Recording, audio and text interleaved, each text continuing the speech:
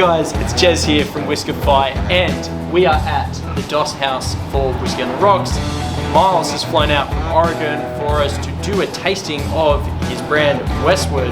So we're just going to head downstairs in a minute and really get into this tasting. Cheers, guys.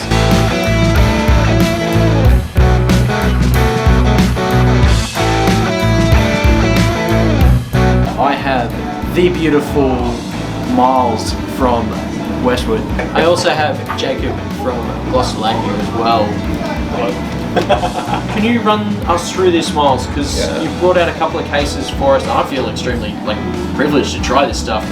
Yeah, this one's fun. So the Belgian Ardennes, so the Ardennes is a forest. Yeah.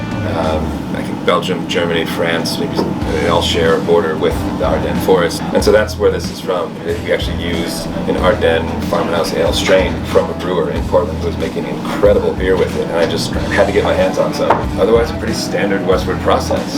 You know, used the same grain, distilled it the same way, aged it for about 6 years in new oak, but we swapped out our typical pale ale strain for this farmhouse ale. Can we expect to see more releases of this, or is it just going to be a one-off sort of piece? Yeah, well, a lot of these are kind of one and done. Yep. We're constantly experimenting with different fermentation techniques, different ways. So I think this is just one in a series of a lot of things that we're going to do. But yeah, I mean, this was released through our club. There's only 5 barrels of this made. This is the first time anyone's tried it here. It's this weekend. It's right now. Crazy. Yeah, and so anytime we'll release through our own club, we'll always just kind of peel off a bit and send it this way. Like I said, you guys are just huge supporters, and there's such a great appreciation for it. So.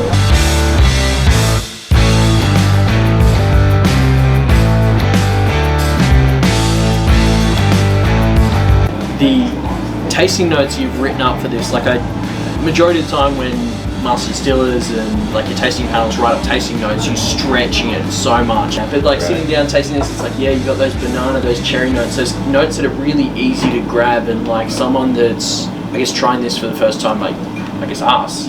Yeah. Just do you know what? Yeah, we're actually getting those notes. Yeah, again, just kind of blown away by how much of that Ardennes strain really came through here. Which, with Belgians, right, there's always going to be a little of that banana, clove. Yeah. But then, with this particular strain, just that nice, kind of black pepper spice. Those good cherries. You get a lot of baked goods. I think I said earlier, cherry strudel. Yeah. And that's why I was drawn to it. I was I'd really love to sit down and talk to you about this, because it's it hits home for, us and American whiskey. It's this is true American whiskey, but done a little bit different. Yeah, and that's what's great about, just experimenting and, finding new ways to express flavor. But that's just the power of, fermentation and how you kind of feature all these different elements in your spirit, how you treat it. It's a testament to it for sure. How much is this going for in Australia if people are able to pick it up this week? Gosh, $180 I saw. Is it? Okay. Yeah, I'm glad you know. Hickson, and they pick it up at Hickson for this weekend, I guess. So. Exactly. Thank you very much. Thank you so much, Miles. Amazing. Cheers. My pleasure. Cheers to that. Good chat with you guys.